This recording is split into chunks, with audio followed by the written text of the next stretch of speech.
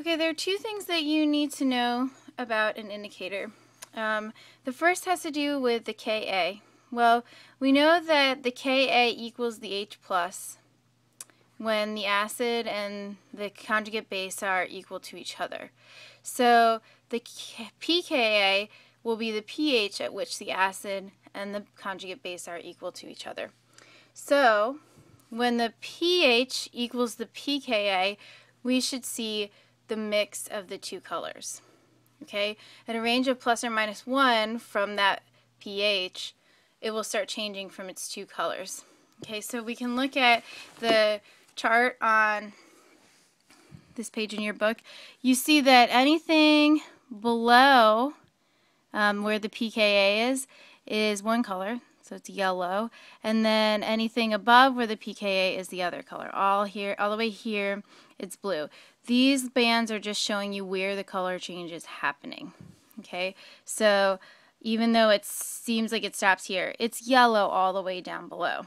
Okay, so it's kind of weird, but we could have something that changes color. For example, the brome crystal green starts changing to its basic color, the blue, at a pH of 5. So even though that's an acidic pH, it starts favoring the A minus, which is the blue part, starting at 5. So starting at being a little bit higher than its pKa. Okay, so don't worry too much about it. Just know that in a plus or minus 1 range from the exponent, okay, because the exponent is where we're going to get the pH from, that's when you're going to start to see the color change.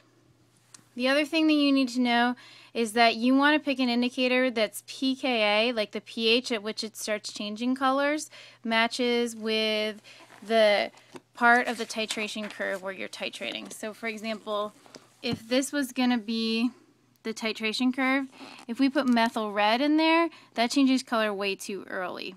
Okay, it goes from red to yellow starting at around 5.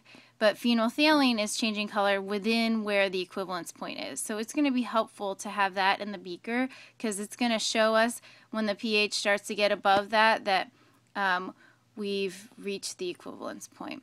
If we use the methyl red, we're going to think we've reached the equivalence point way earlier than we actually have.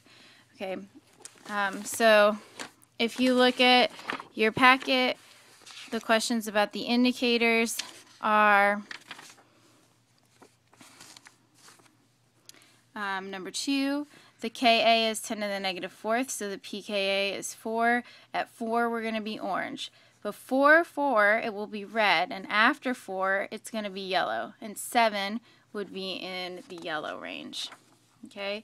The other question is where is letter D is the answer. 9 isn't.